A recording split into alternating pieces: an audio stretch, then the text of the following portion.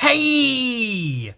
Do you remember Everything's a filter and Christmas and a JJ drag? And the Sonic movie $99. 32-inch LCD TV $2.99. LG 42-inch HD $4.99. Everything's a filter. Oh, wow, that was a lot of fun. Remember the good times we had when we'd listen to that and then I'd play it again and again. Did I play it again? I feel like I played that all the time, but maybe I played it like twice. Maybe 3 or 4 times. Maybe 8. Maybe I played it fucking 10 times. Maybe I played it 12 times. Maybe I played it 13 or 14 times. Did I play it 15 or 16 times? Maybe I played it fucking 17 or 18 or 19 times. Maybe I played it fucking 20 or 21 times. Did I play it 22 or 20? Ugh. Oh my god, you're so funny. I listen to his podcast all the time. Do you know what I've been obsessed with lately?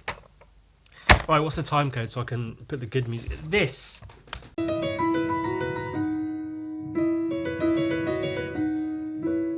Making my way through the hood, sipping this yak. Niggas about to get blown with the Mac.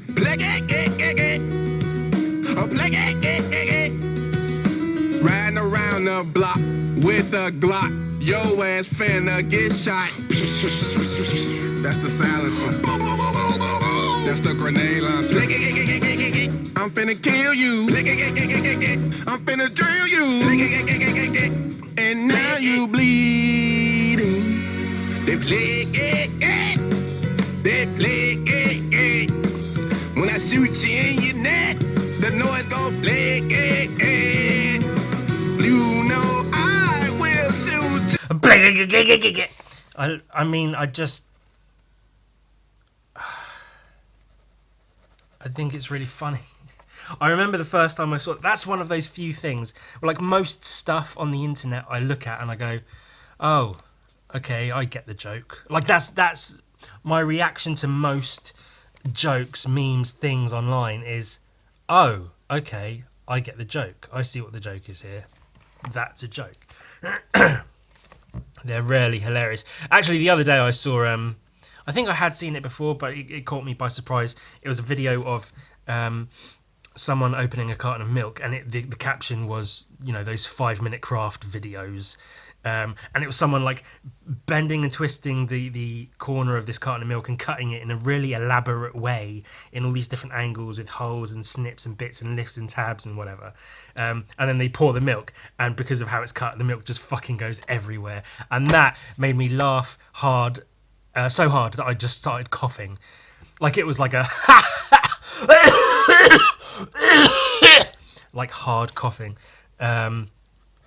For a good couple of minutes, just because it caught me off guard. It was like, I think I knew what was coming, but I wasn't quite expecting it.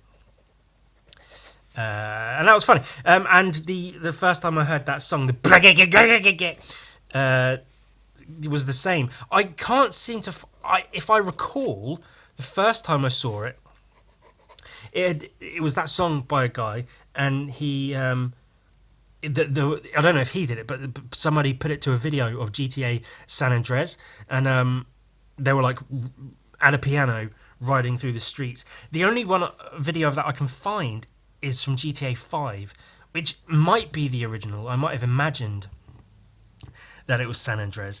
If it was San Andreas and somebody knows that and knows where the video is, please send me a link, because I'd love to see it again. The only one I can find is GTA 5, and if GTA 5 is the original one and that's the one I'm seeing, then that's fine. But I love the song. I think it's really, really good. I think it's a genius little, like, especially when I wasn't expecting it. I had never seen or heard that song before, and then I see this funny little GTA video of someone driving a piano around the streets, and the song is making my way through the hood, sipping this yak. People about to get blown with a Mac.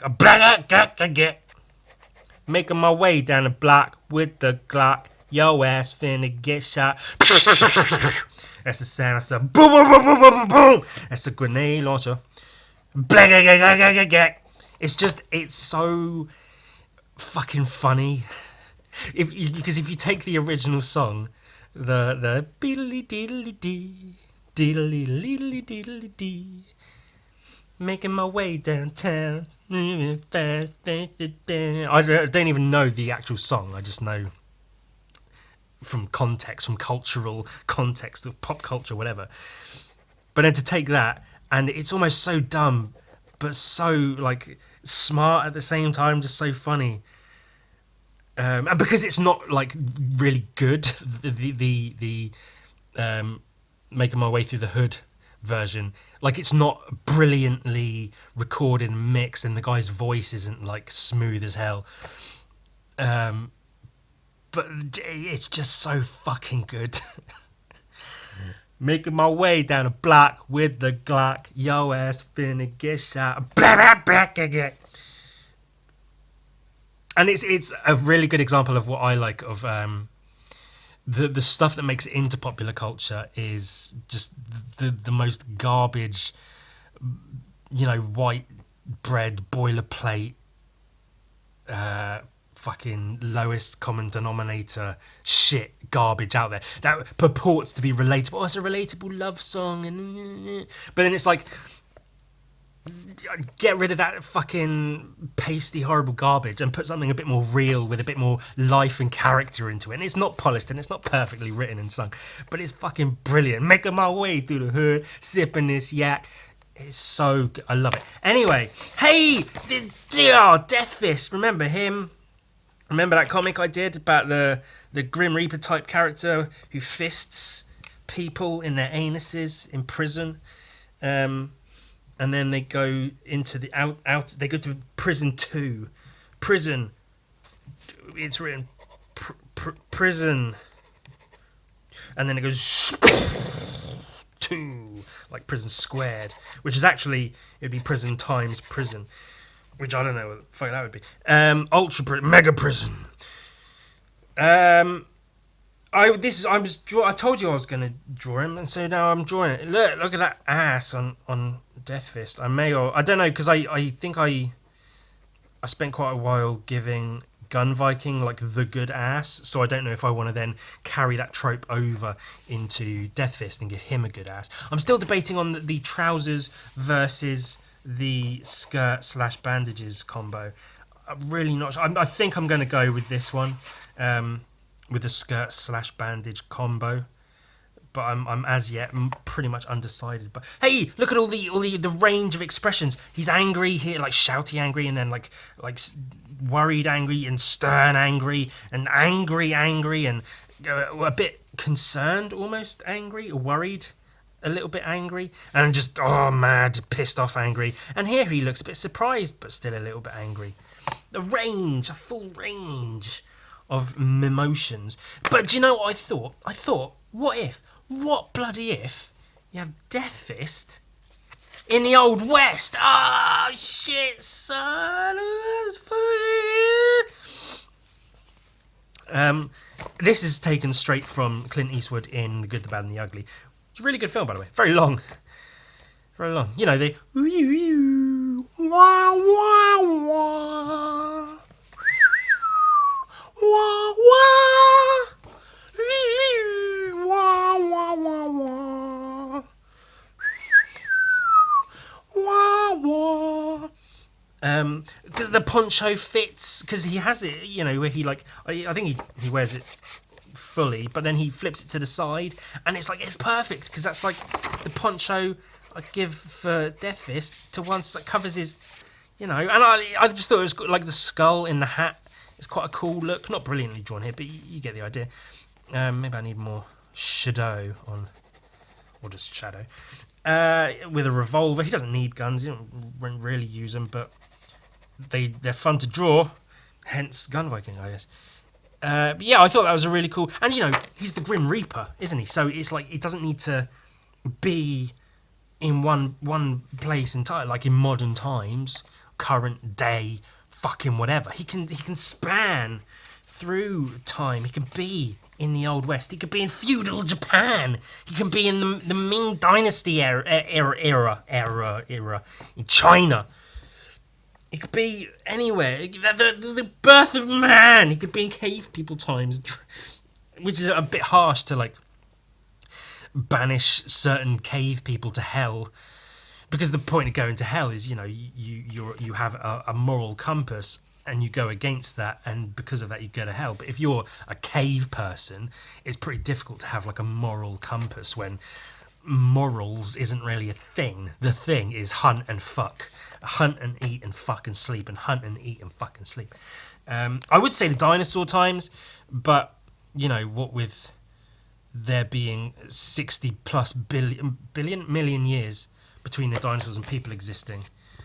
Like, I think Death Fist can exist when people, because the Grim Reaper is sort of like a human creation or whatever. So I don't think, like, it would be cool to have like Death Fist and that's a cool.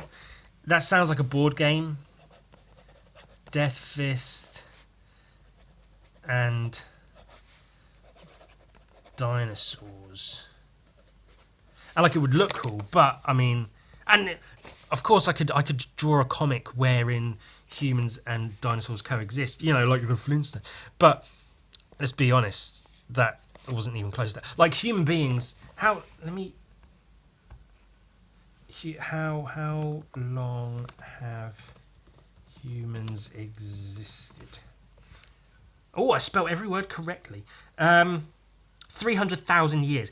So human beings have existed for 300,000 years, which is, there's not even a million years. Humans haven't even existed for a million years.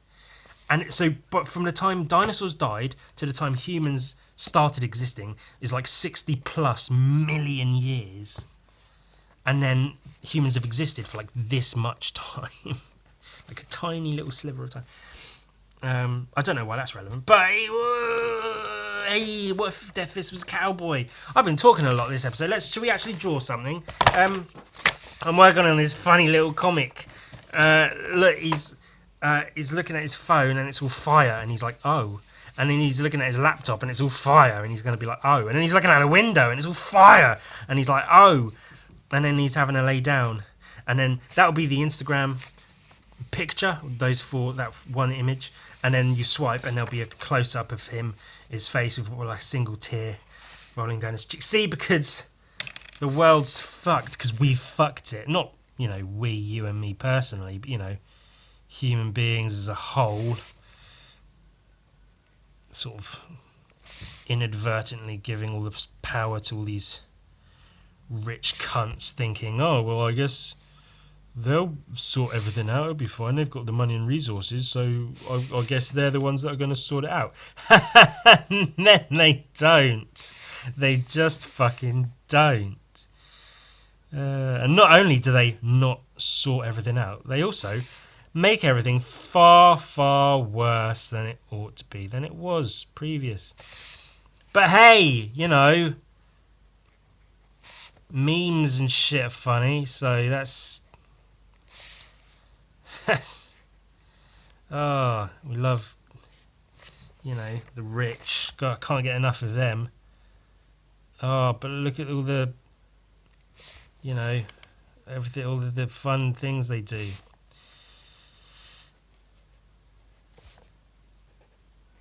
I can't even pretend to praise rich people. They're so hateable, detestable. There's just nothing, no redeeming qualities at all, at fucking all, to rich people. They're all cunts, a lot of them. Because nobody gets really like properly rich from being genuinely like kind and humanitarian. The people who get rich are people who want more money and more power, and they do shitty things to get there, and then when they get there they're even shittier because now they've got all the money and all the power. And there's just nothing like, oh, but they, no, not but they're not you, they're not to your benefit. They do not have your best interests in mind in the least. Please stop fucking... Well, I mean, don't stop paying attention to them. Pay attention to them in as much as, you know, calling them out for their shitty behaviour. But, hey! remember when I didn't get political? Hey, I've always been political. You know, being punk as fuck like I am.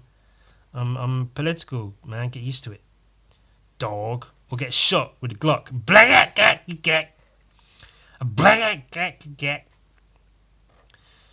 finna kill you. I'm finna chill you. And now you bleeding. The black cat.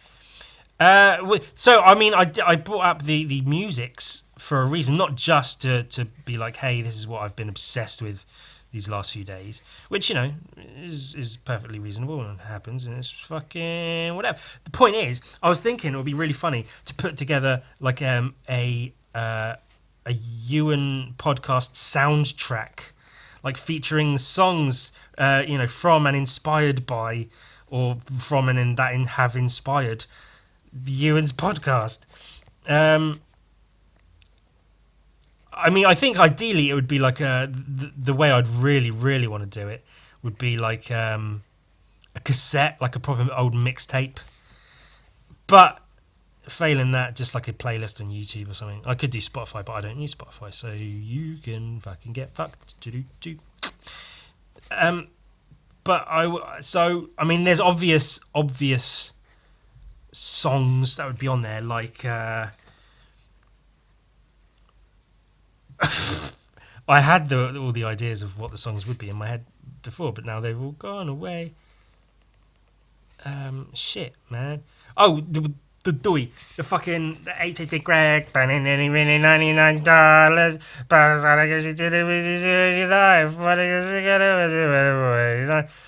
that would be on there. That would be like the opening track. And then I think, you know, another obvious one would be PSK is making that green. People always say, what the hell does that mean? P is for the people who can't understand how one homeboy became a man. S is for the way you scream and shout. One by one, I'm knocking you out. K is for the way his DJ's cutting. Other MC, well, yeah, that song. I could put the on there. The old I don't want to set the world on fire, which is relevant. I just want to start a flame in your heart. In my heart I have but one desire, and that one is you, no other will do.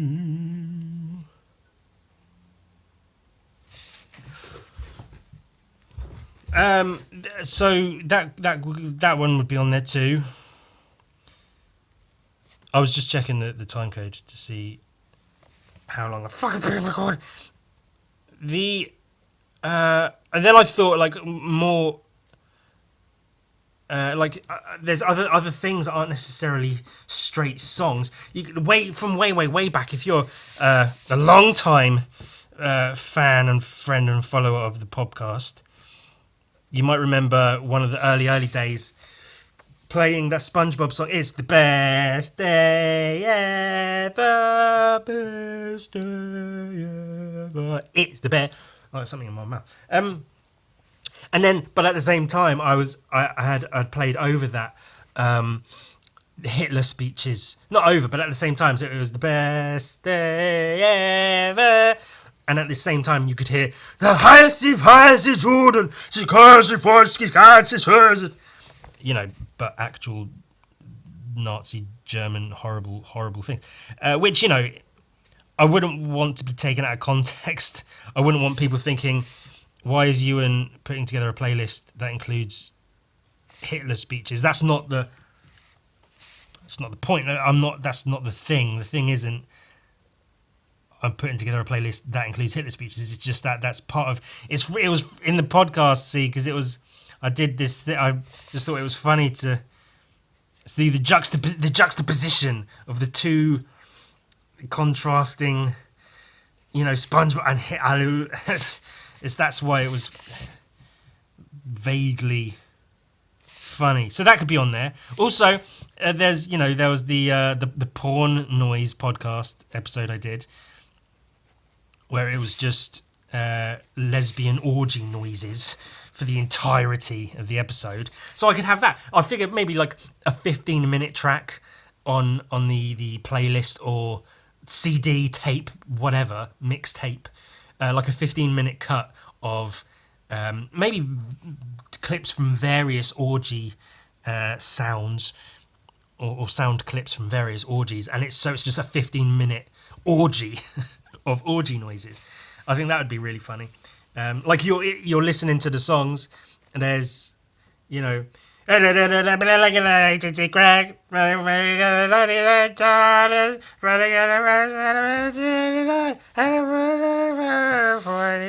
and then all the rest of it, and I don't want to set the world on fire. It's the best day ever. She has a children. She has it. And then 15 minutes of just yeah, oh fuck my pussy, like girl sexy noises, which I'm really, really good at imitating. Obviously, I've heard so many girl sexy noises in real life. Obviously, I'm pretty much an expert in terms of how they sound. So that would be funny. And then I thought, go one step further. Like, you could have, like, if it was a cassette, you could have an A side which had, or a record, or if I could make it on vinyl. Have the or a double album, I guess. You have the main album is the songs, the pieces of music, the audio clips from and inspired by, the podcast or from and that have inspired the podcast, whatever fucking label we're putting on that shit. And then the opposite album is the exact same track listing, but it's me singing all the songs. It's me.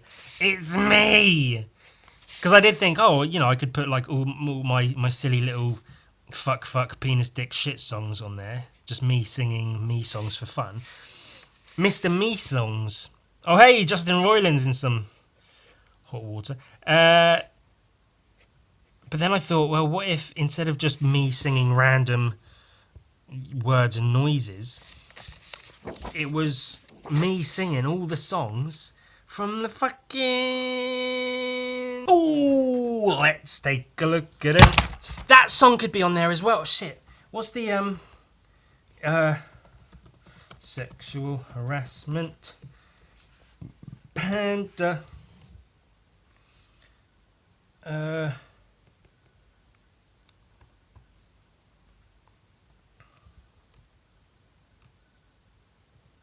Please welcome Petey, the sexual harassment panda. Who lives in the Disney poetry? Sexual harassment panda who explains sexual harassment to you and me. Sexual harassment panda. That could be on the fucking soundtrack as well. Sexual harassment art book. This is book 4 of Slaine the Britannia Chronicles, book 4 Archon with art by Simon Davis. I got book 4. I couldn't find book 1. I know I could get it online like everything else. But I did manage, so I got book 2 already, and I got book 3, and now I got book 4. Yay! Let's look at some more paintings and just fucking spend however long talking about how good they are. Look how solid and textured and chunky and tactile. Let's just use all the same words to describe all the shit. Again and again and again and again and again and again and again. Where's that from? Alice in Wonderland.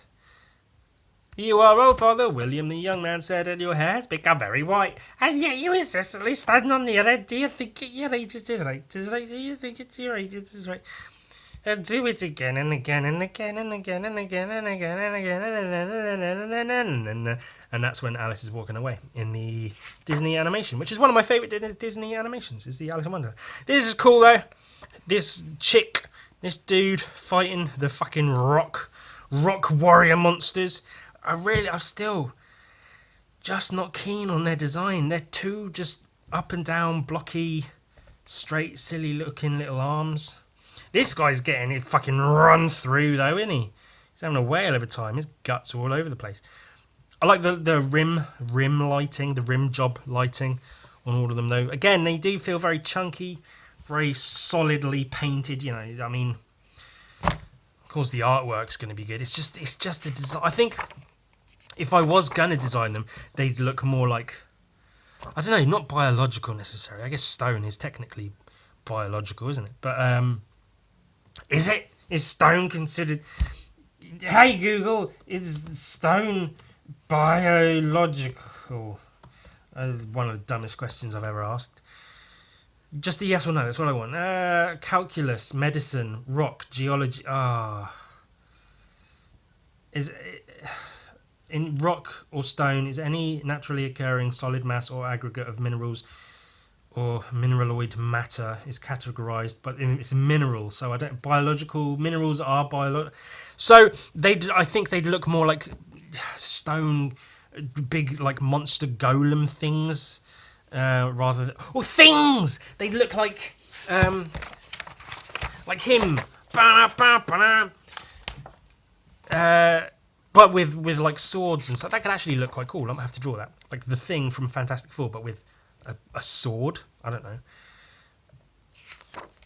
I love these insert panels that are like almost panels, but not really panels. I've said that whole 100 million times before. And then they got this magic horn, the diluvial triple horn, just as I remember it from the Eternal Fortress. Oh yeah, do you remember? Back last episode it wasn't last episode, but whatever. When they were at the Eternal Fortress and they got the diluvial triple horn. The Droons daren't use it against their jailer, but we dare. I don't like the text, the Arial black text. That who is pretty weak as well. As far as these paintings are fantastic, like textured, tactile, real hand-painted paintings, artwork for this comic book, and this little orange who. I don't know, maybe in the background it should be like a hand-painted, like who, or something, but that who, it just feels pretty weak. Love a good dead body on the floor, you know, a body laying down image. They're easy to fuck up, but when you get a good laying down on the floor image, that's good. That's fucking cool. I love the tiddly little tiny little joint, little stick arms and legs. Again! See, because the horn makes these stone fuckers melt. Then you can fight them better and chop them apart because they're all melty, innit? That's really cool. I love this. Those are good pages anyway, and they have been since forever, where you get like page, and there's stuff going on. But then you get one page where it's just like big character piece. That's really good. And it's a good drawing, good painting, anatomy-wise, shape. And I love just like this, the angle of body, arm, hand, horn, just that whole dynamic, and the neck, chin, head is just like a lightning bolt almost. But again, the who, like this should be like some grand, but coming out of three horns at once. But instead, when I read this, I hear whoo. I don't know. The lettering in this comic is weak, especially compared with these like incredibly, almost painstakingly, hand painted. Like the colours in the stone, like a purple underpainting with brown on top gives this really, really nice tone with like a wash for the almost like sunset or whatever in the background, and these little triangle burbs, nice, cute. Get all the gold and shit, fucking loot the bodies. Love the sepia tone shit for the flashbacks where they're calling into question the fatherhood of Slaine as a child. Who's his real dad? Was your father Uncle Slaine? Trigo the Swordmaster? Duban the Druid? Those both look like Simon Davis, the artist. See, they're still from, you remember, not last week, but the last week when I was showing book 3, and they were all talking about like Slaine being this bastard child and his mum's a whore and he doesn't know who his real dad is. These shots are really cool where he's fighting this fucker. Where he's like almost all in silhouette, but then he's like blood red glow from underneath. Just sort of highlighting parts of his body and stuff. It's really cool. That's the pose I think I said the week before last as well. The arms up holding an axe is a really good pose, and that's a really cool angle. I love the head in shadow with the teeth showing. The flesh and the blood contrasting with the cold purple and blue of this fucking character, god, evil fucker. Oh no, I was going to call them robots, the stone robots with their silly, these are their arms. They just look weak and bad. And they crush the horn. Oh no, how are you going to defeat them when you can't make them melt with that fucking horn? Oh my god, what are you going to do, Slaine? That's a cool, dramatic pose. I might have to steal that one. It's a really good pose. Good, heroic, axe-wielding pose. And then he gets to work trying to chop him down, but he can't. Oh, they're too strong. Oh, he got fucked by a sword. Oh no, touch the weird stone. Defects something. Oh, you touch the weird stone and then they all just get fucking obliterated. Is that all it took? Is all you had to do was to touch the fucking stone? Black get. Oh, do you see the little seagull? Oh, see all these birds flying behind him. They're walking. I love the long thin panels are really, really good. Look how tiny they are, and then a bit bigger, and then a bit bigger, and a really good like forward momentum of. Smart, man. That's really good. Walking along the waterfront, the waterside, whatever. And these birds, some of them are almost literally just brush strokes, just to imply birds in flight. And then you get this funny little, almost cartoon little seagull on the thing. Bison's cool. Is it a bison? It looks like a bison thing, carrying all the gold, the looted gold from the fucking wherever. Feet walking. That'd be a pain in the arse to draw. Draw feet walking 5 times in slightly different ways each time. And then there's these... So the water's rising around their feet, and then these fuckers come out. Jesus, look at those creepy fucking things. Weird demon, mermaid, serpent things. The water's really cool. The use of colour for the foam on the water is really nice as it shoots up as they... pop up out of the ocean or whatever the fuck. The water painting here is really, really cool. That'd be a really difficult thing. If it was me, I'd probably paint just like a turquoisey blue and just flat and then draw a few waves just to imply movement here and there. Oh, the poor bison's getting all fucked. God damn it. But then I love this, the contrast of having... Because there's a lot of blue in, you know, the bodies of these... serpent babes with their tits out. Fucking tit. And so if he was pulled underwater and it was all blue, it would be too much. But to have it all green, it looks like murky, dirty water, which is a good thing anyway. But it's a really nice contrast from the above and below as Slaine's being dragged neath the water. They're trying to drown him, but he gets up and the water almost looks like he's breaking through glass. But I really like the painting of that. Chopping him up. I was going to say in half, but I guess not really because he's just chopping the torso off. But I guess in half. I don't know how long these are, how far down they go. Half might be this. This might be cutting them in half. So cutting them off wherever, beheading them and such. Getting away with your bison. The bison's safe. As long as the animals are safe, that's the important part. Almost looks like the steeds from Gun Viking, you know. Not as cool as the steeds from Gun Viking, but yeah, he did a good job. I like the metal faceplate thing. That's pretty cool. More backstory shit. Really cool lighting.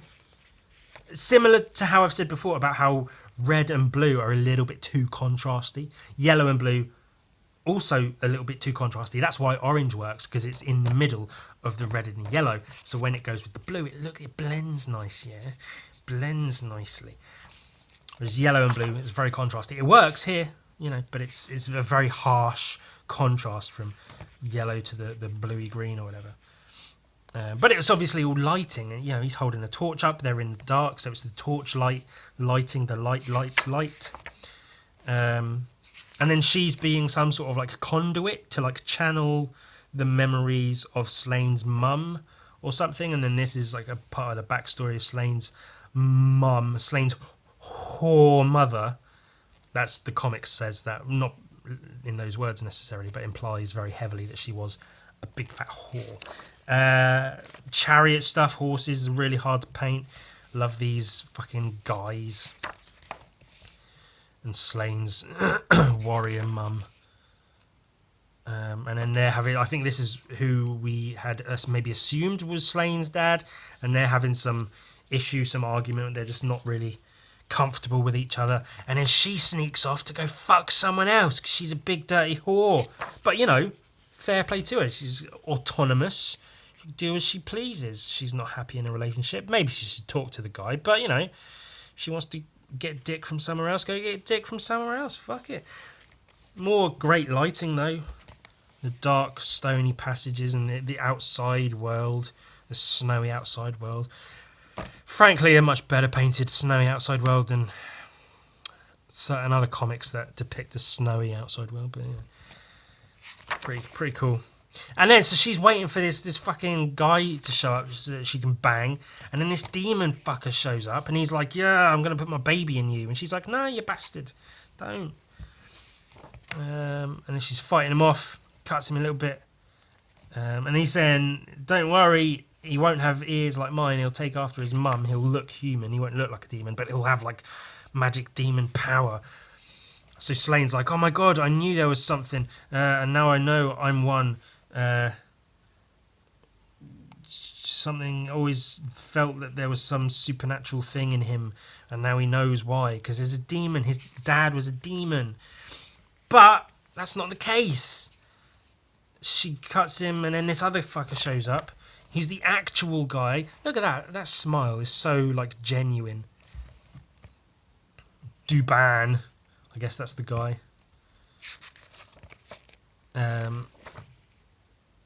That's her face when she sees her true love. That smile. That really nicely painted, genuine smile.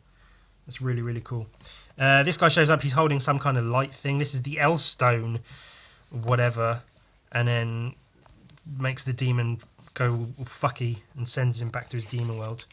Turns him inside out or something, into blood and guts, I don't know. And then she fucks this guy, and I guess that guy is actually Slaine's dad, some kind of druid or something. I want your child, Duban. Come inside me. And then it's Slaine and the... Sinead is her name. Well, that makes sense, being Irish. The whole thing is Irish. Slaine is Irish, So I should be reading this all in an Irish accent, but I won't, because I'm good at some accents, but not... I'm trying to do it in my head, and it's not coming out good. You have to have a line to start, and the only one I can do is like, top of the morning to you. Sinead, are you all right? Sorry I put you through in such an ordeal. Don't be, actually I enjoyed being matcha. That was Welsh. Actually I enjoyed being matcha. Don't be so sorry, Slaine. I actually enjoyed it. It was fun. Welsh, why not? Why aren't more comics set in Wales? These impressive images of these buildings, they're a pain in the ass to draw and paint. Same angle on each one, which is a little bit of a, maybe switch it up a bit. Really cool.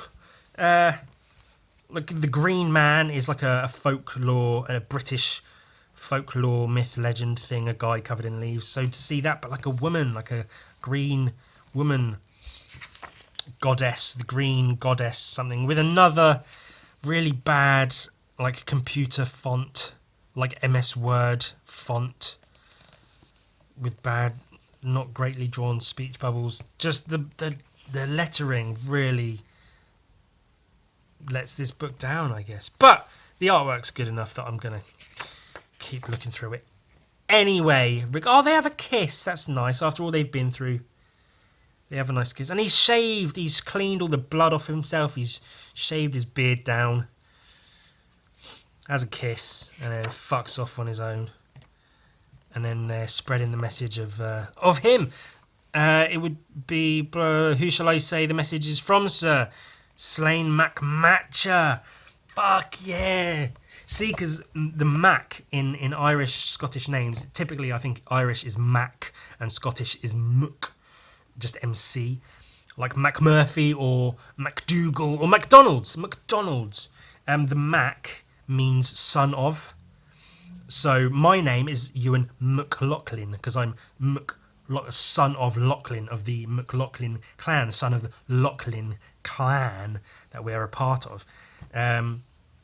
So what that means. So that's what that means. So McDonald's is son of Donald, which is a silly name, but sure. So the whole story, they've been questioning, Slaine's who his father is, who he's the son of, what he's a part of. So how can you go out into this world being like Slaine, son of whoever, if you don't have a whoever to be the son of? And now it would typically be son of the dad. So your dad is supposed to be this great warrior and you're the son of him, carrying on that warrior lineage. But he's saying, no, I'm son of Matcha. He's the son of his mum. His mum's the great warrior whose name he's carrying on. So fuck your traditions and shit. And then they're all like proclaiming, it's Slaine, son of Matcha, Slaine, son of Matcha, blah. And then that message, I guess, gets taken all the way to this bad place with dragons and labyrinths and dark, mysterious lighting. He uses this lighting effect quite a lot in this comic. Maybe that's a bit of a crutch. Drake is cool, breathes fire on these poor fuckers that are tied to stakes. Oh, and that's it. The end. I guess it opens it up for future stories. Kiss my axe. Oh, that's the message. He was sending a message out there. He says, come on, man, spit it out. He says, I won't tell you again. Kiss my axe. Slaine needs to be lain bound hand and foot the gates of New Troy and trampled by a dragon while I am seated on its back. I look forward to it. Ooh. The covers are always great. What I like about his covers is that in the comic itself, it's obviously, drawn, and you can see a lot of the drawing lines underneath the painting, under and around the painting, lots of outlines and sketch lines and such, because that's how the comics put together. But in the paintings, in the covers are like raw paintings. There's no outlines, so they really do have a different feel to them. They feel a lot more, I don't know, not real necessarily, but there is a certain texture and tone they have without having those outlines that has them apart from the comics, which is really good. It's good that it's not just the same shit you'd see in the comic, but on the front cover. It looks like a separate kind of painting, which is really good to see. We like that. We like that a lot. A bunch of colour compositions. Hey, that's the one from the front. Just that. That's cool. No drawings, I guess. All the colour compositions. Oh, that's that really good one, but the final piece was way better, so that's cool too. That's cool too. That's, it's all good. It's all bloody good. Be a ball ache to draw and design, but anything more complicated than like one or two characters is just a pain in the ass to draw. That's cool. There's the compositions. That to that. To that, to that. That's really cool. And then this one, it's really cool. Cool. And I assume that and that. Kind of a mixture of the two. Like this, but with more body, a little bit more hand of her in the background.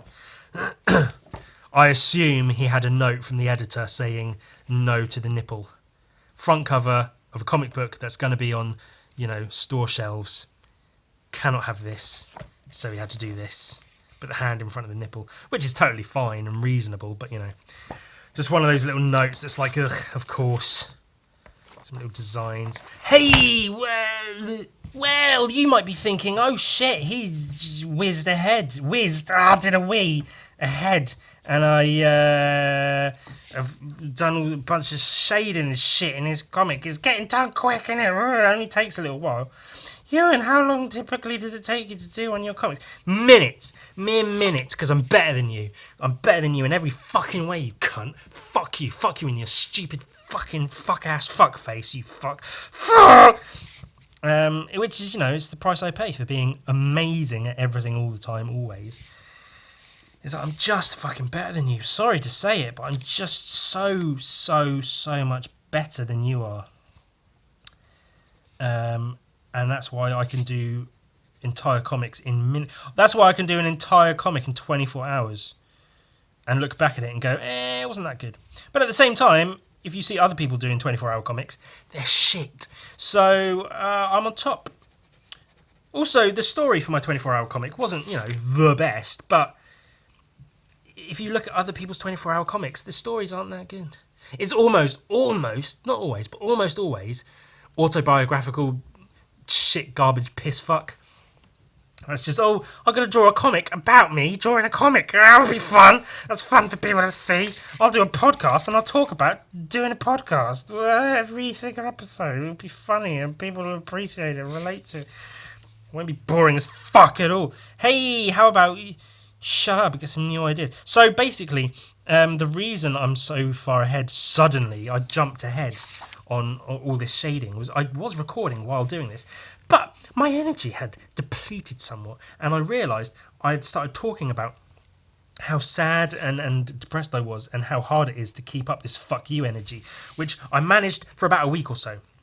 I may have been like it last week on the podcast, I don't recall exactly, but I'm trying to have that fuck you energy going forward, because that's the only sort of energy that really makes me do anything, and so that's what I'm trying to roll with. And then I spent about 20 minutes or 15 minutes or so doing this shading and talking about how that energy is really hard to keep up, and it's not. I've not been successful with it this past week, and it makes me sad, and I just want to die all the time. And then I stopped, and I was hatching, and I was just like, for fuck's sake, I can't do this every episode. I can't have every episode devolve into me going, I'm sad all the time. I'm sad all the time. I don't want to be alive. What am I going to do? Wee. And so I stopped recording, and I deleted that video, which forces me to now film again and tell you, fuck you. I keep my fuck you energy, and I'm better than you. I'm better than all of you. That's why I'm able to do what I do. That's why I'm able to draw comics so quickly and well. I don't just draw them quick. I draw them quick and I draw them well. I make them look good when I draw them. Not good enough for certain publishers to pick up, but what you could do. There was Heavy Metal, the magazine. The long-running comics fucking compendium magazine, whatever the fuck, which has had some really, really, really good art in it by some really good artists. I've sent, stuff to multiple times and heard nothing back. Not even a no thank you very much, just straight ignored, of course, which tends to be how it goes. Point is, I saw something on their Instagram page, like a letter from a new CEO they've got, which is, of course, I assume they've gotten bought out by a bigger conglomerate, and maybe that's not the case. This is me wildly speculating on something I have zero information on, but I assume they get bought out by a large corporation. They implemented a new CEO to take over the running of things, and so they put out a message saying that, ideas they have going forwards, and they want to apparently start including a wider range of stories and stuff in their book, I guess. And they've got, a TV and film studio they're putting out, and a bunch of shit. Now, the thing that caught my eye was this stuff about a wider range of content, which in one respect makes me think, well, I couldn't get into their book, their magazine, with the content I had, which was, basically the sort of content that's ideal for something like heavy metal, is a Viking with guns. But maybe now, if they're widening their fucking thing on the type of stories and stuff they're going to publish, maybe then I'll have a chance to get in there. Maybe they'll take Death Fist. Who fucking knows? That would be quite cool, actually, if Death Fist could get published in the pages of Heavy Metal magazine. I didn't even think of that before this point right now. As I'm saying it, I hadn't even thought of sending Death Fist to Heavy Metal, but I could. My assumption, again, no information, purely speculative, based on zero information, zero evidence of anything that I'm talking about, is that they're sort of aiming to do what a lot of other media places are doing, which is to go, I hate the term for what it's become, and I hate to use the term like this, but a lot of places are going what is being called woke, where they're probably going to try to have a more diverse creator base, so more sort of female and LGBTQ and people of color creators. I don't know, but based on the content that is in Heavy Metal magazine, I've got to assume it's largely not that. Again, I could be wrong. I don't even regularly read heavy metal, so I don't know what the fuck's in there. But just this is my sort of feelings on for the very, very, very little. I say all of this knowing I have zero information, and this is all just me going, oh, it's probably just they're going to go woke. And I have no problem with going woke. Yes, they should. They absolutely should have as many different types of creators: gay, bi, queer, trans, people of color, women, men, everything in between. All of those people should be creating content for every kind of publication out there. In comics especially, they should have all these voices making art and comics. Yes, however, there's been too many times where companies have tried to implement these kind of changes with negative results, because they try. That's the thing, they don't just do the thing, they really try to do the thing and make a point of trying to do the thing, where they can't be like, yeah, of course we hire loads of gay, bi, queer, trans, people of color and whatever, and they make comics and we publish them. Sure, they have to put out a statement saying we are going to publish so many pieces by these types of artists, and then it's just, I don't know, everything feels watered. I'm pro wokeness. I'm not saying they made that Velma show woke and it's shit. I don't give a shit about it. I'm pro wokeness. I'm just. It's a company owned by people with the purpose of making money. That's my concern, is when they take these LGBTQ plus voices to make money. That's where my concern lies, is not in people within this group creating and being published as creators, which they absolutely should be. My concern comes from they have a new CEO for reasons of whatever, and they're talking about having a wider base of creators. I can only assume it's about money.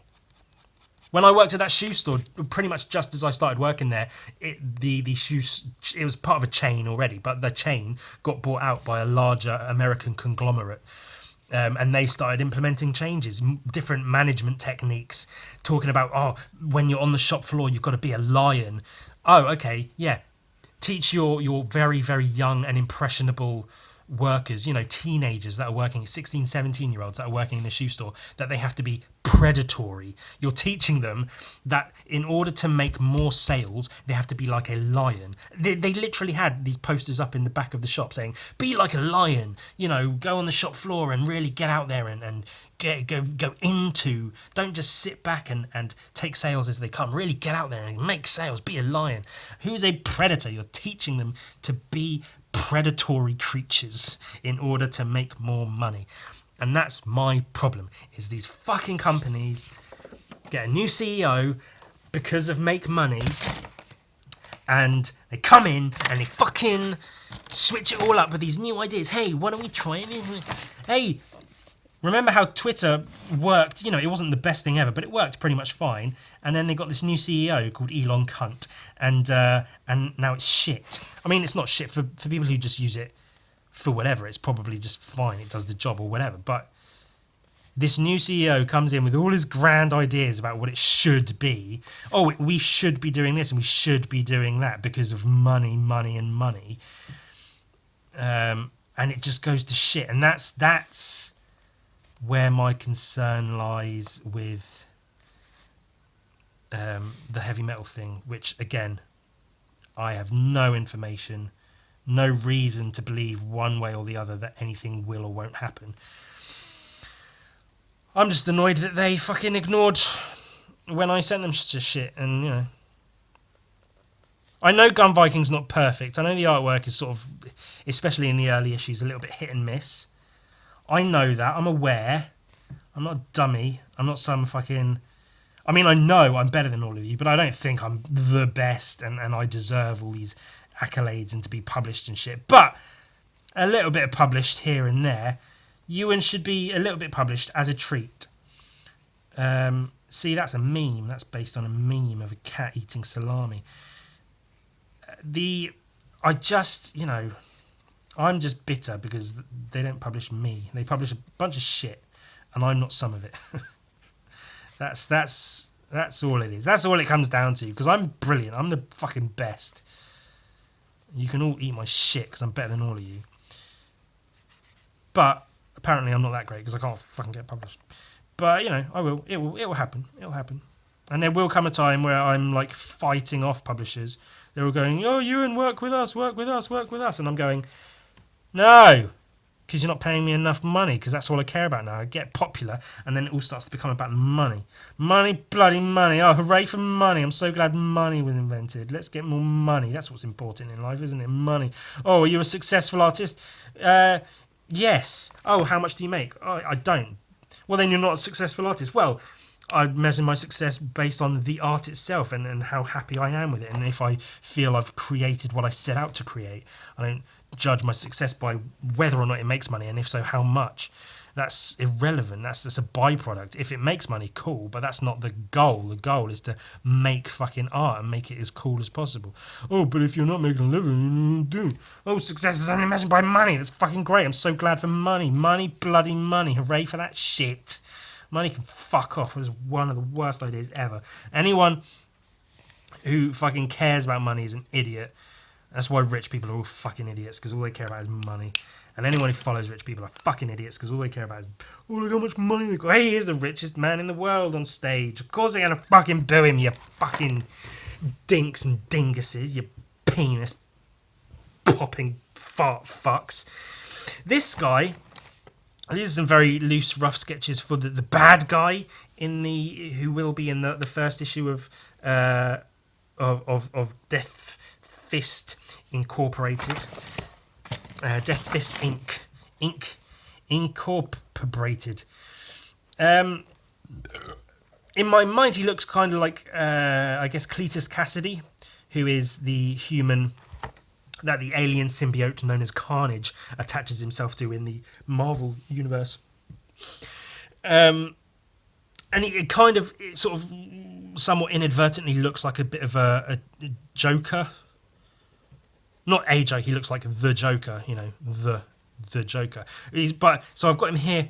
He's got like a nose that from the side looks like this. Like if this is his face, his nose, it's kind of like that. His eye, his mouth, chin. His face kind of looks like that. Biggish ears. Quite a high hairline, and his hair is all like spiky and freaky and shit. So he's got like a bandage on his nose and black eyes and like torn up lips and cuts and stuff here and there. Most of which probably self-inflicted because he's that way inclined. He's got runes and glyphs and shit carved into his skin, which have somehow managed to ward off the Grim Reaper and stopped him being taken to hell where he belongs. Because he's a child killer. That's just so we're clear on that. The bad guy in this story should be in hell because he's a known child killer. Which is not cool. You know, I don't like kids, sure, but I'm not about to go around fucking... You know, they exist. Let them exist and be kind to them. Oh, I'm not gonna praise my kids because I'm gonna teach them that the world's rough and they're not gonna get praise whenever they want it.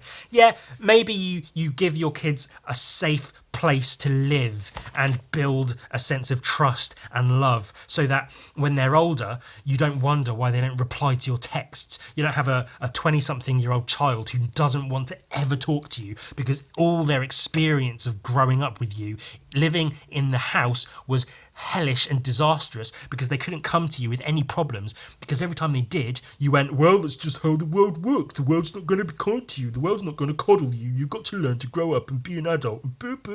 It's a child. Fucking protect them from the world. That's what you're supposed to do. You're supposed to protect your child from the world. Teach them that the world is rough and harsh and not an easy place to fucking navigate, but give them a fucking base camp. If you think of it like an army, armies have their bases and their which is, for all intents and purposes, a safe space. I know the right hates safe spaces, but if you think about the army have safe spaces. They have army bases, barricaded, sandbags, cannons, all kinds of fucking shit.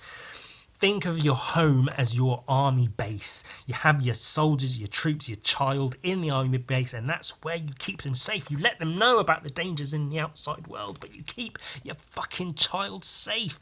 Don't... So this guy killed kids. Yeah, so these are just a couple of drawings of that. I don't know. That's basically his design. Hey, did you see these? Those are cool. He's quite a long, thin looking man. Long, thin, evil looking man with a biggish, somewhat pointy nose, bandage, black eyes, and evil Joker type grin. Slightly sticky out chin. Hair sort of like this. Scrawny. Like a scrawny. I did think about like having him look like a fat neck beard, like child killer kind of. I've had experience, not personal experiences, but I have seen in person people who were clearly had ill intentions towards children, who were fat neck bearded type guys. And I even spoke to one, and it was nothing happened. He was just clearly creeping on a child, and I just asked him how he was doing, and he got all flustered and went, "Oh," and he walked away. I was doing a graffiti workshop, and in a public park. I did these for quite a while. I got paid for some of them, but not a lot. It was just fun to do, and I basically got time and space and free paint to practice spray painting for a good few years. So that was kind of cool. I was doing one in a park, and people could just come along and paint some boards just for fun. And there was one kid, maybe 8 or 9 years old or something, and he was like crouched down in, like the this is a smiley face, in the Asian crouch position, like this, holding the can with both hands because he was only little. Oh, I had AI fingers going on there. Yeah, so he was just painting a board, spray paint, and then this Oh, as he was doing that, his bum crack was showing a little bit. His shorts were just like down slightly, and you could see a little bit of his bum crack here. And there was this big fat neckbeard guy. At one point, stood behind him, maybe like here, just looking at him, and I could see he was looking at the kid's butt crack, like it was plain as day. I think we were doing the workshops around this bandstand, like bandstand with like bars around it and like a roof, little stairs going up to it, where bands could play, like a little bandstand in the middle of a park, with boards just sort of leant against the bandstand all the way around. So the kid was painting on this side, and I think his parents were around this side with another kid or something. And then the big fat neck bearded guy was stood here, looking at the kid's butt crack. And I noticed this. I gave it a minute, and so I went over to the guy and said, "Oh, how you doing?" And he got all flustered and then walked off. And it was just like, fuck that guy, man. Creeping on kids. It's just fuck you. Fuck you. Fuck you. I mean, I'll fuck a kid, but, and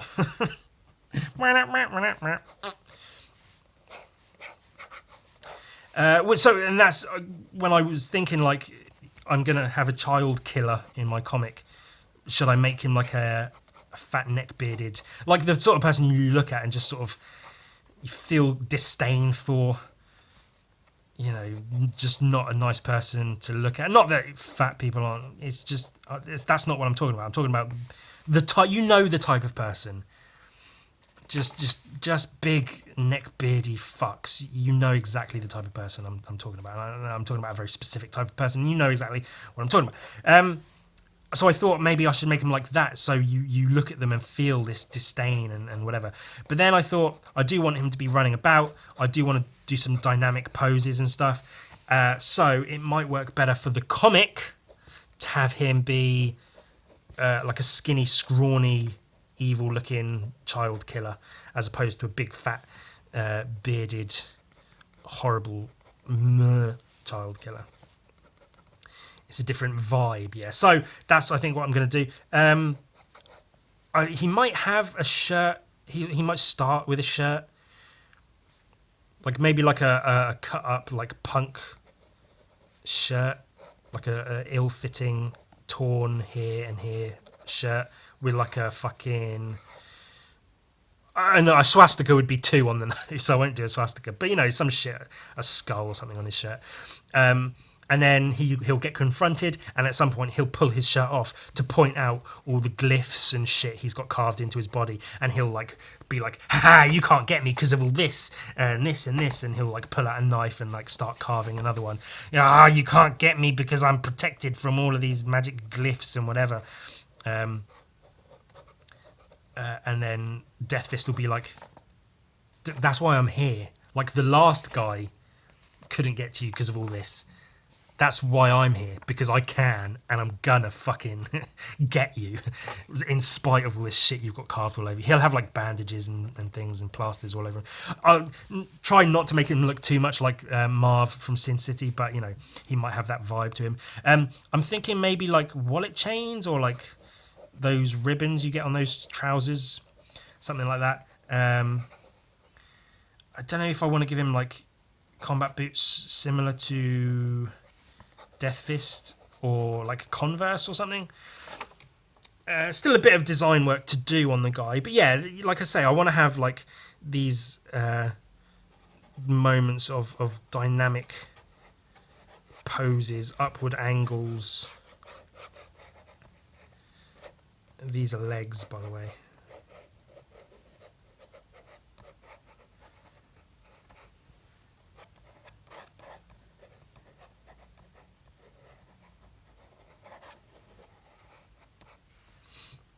With his messy hair.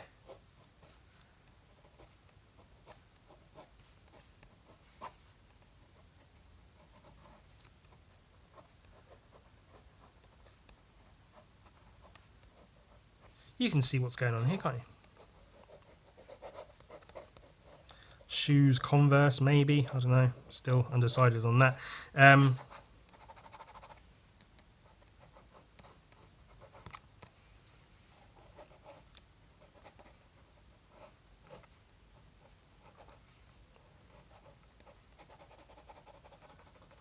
Yeah, see, dynamic poses that you sort of need a slimmer, skinnier, builded person to really pull those off. And so that's my plan for that guy. I haven't got a name for him yet. Maybe I'll give him a name, maybe I won't. I still haven't quite decided how Death Fist is first going to interact with him. He's going to see him and get this like spidey sense sort of thing and know this is the guy he's after. And he sees like the shit carved into his arms and he's like, that's my guy. So Death Fist needs to approach him or call out to him or something. I haven't quite decided how that's going to happen. And then he will catch eyes with Death Fist and just sort of like instinctively know, oh shit, the jig is up, and he's got to run away. And then, you know, the comic happens. But yeah, I want a bit like this in the comic where he stood like this and Death Fist stood here with his poncho. And he's got his fist and he's like, yeah, I'm going to get you, you fuck. And he's like, you can't get me, I've got shit carved into my body. And he's like, fuck you, fuck you, fuck you. Fuck you. Fuck you. And that's basically how the comic's going to go.